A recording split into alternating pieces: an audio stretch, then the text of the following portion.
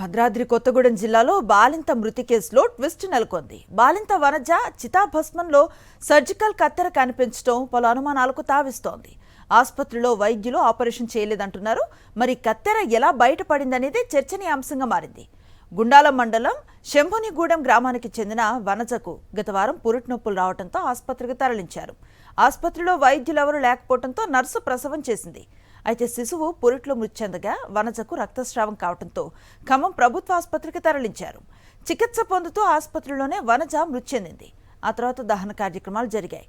మూడో రోజు కర్మ సందర్భంగా చితాభస్మాన్ని పక్కకు పోస్తూ ఉండగా కత్తెర బయటపడింది. దీంతో కుటుంబీకులకు పలు అనుమానాలు తలెత్తుతున్నాయి. గుండాల ఆసుపత్రి డాక్టర్లు మాత్రం ఆపరేషన్ చేయలేదు అంటున్నారు. కానీ ఆమె చితాభస్మంలో కత్తెర బయటపడటం మాత్రం అనుమానాలకు తావిస్తోంది. వనజ మృతిపై విచారణ చేయాలని ఆమె కుటుంబ సభ్యులు ఆరోపిస్తున్నారు.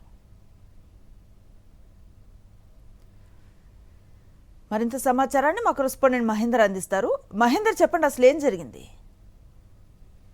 గుండాల మండలం చెంబునిగూడెం గ్రామానికి చెందిన దాట్ల వనజకు పురిటి నొప్పులు రావడంతో గుండాల ఆసుపత్రికి తరలించారు. అయితే గుండాల ఆసుపత్రిలో వైద్యులు ఎవరు లేకపోవడంతో కూడా నర్సు విధులు ఆలస్యంగా రావడం, నర్సే ప్రసవ నిర్వహణ కార్యక్రమం నిర్వహించారు. అయితే బిడ్డ పురిటి నొప్పులతో మృతి చెందింది. అయితే వనజ రక్తస్రావం రావడంతో కూడా వెంటనే అక్కడ సిబ్బంది అప్రమత్తమై ఖమ్మం ప్రభుత్వ ఆసుపత్రికి తరలించారు. అయితే వనజ చికిత్స పొందుతూ ఆసుపత్రిలోనే ప్రాణాలు కోల్పోయింది. వనజ మృతదేహానికి గత 3 రోజుల క్రితం దహన కార్యక్రమాలు జరిగాయి. అయితే 3 రోజుల కర్మల సందర్భంగా ఆ చిత భస్మాన్ని కూడా పక్కకు పోస్తుండగా కత్తెర సంబంధించి బయటపడింది. దీంతో కుటుంబీకులు మృతిపై కూడా పలు అనుమానాలకు సంబంధించి వ్యక్తం చేస్తున్నారు. విచారణ చేయాలని కూడా కుటుంబ సభ్యులు డిమాండ్ చేస్తున్నారు. అయితే డాక్టర్లు మాత్రం ఆపరేషన్ లేదంటున్నారు. కానీ ఆమె చితభస్మంలో కత్తెర బయటపడడం ఒక సందిగ్ధమైన పరిస్థితి ఏర్పడింది. కత్తెర ఎలా వచ్చింది అన్నది కూడా ఇప్పుడు అసలు చర్చనీయాంశంగా మారింది. డాక్టర్లు అందుబాటులో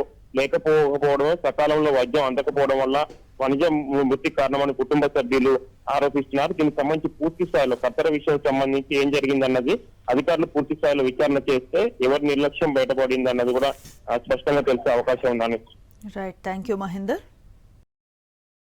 మరిన్ని అప్డేట్స్ కోసం ఛానల్ ను సబ్స్క్రైబ్ చేయండి. నోటిఫికేషన్స్ కోసం బెల్ ఐకాన్ పై క్లిక్ చేయండి.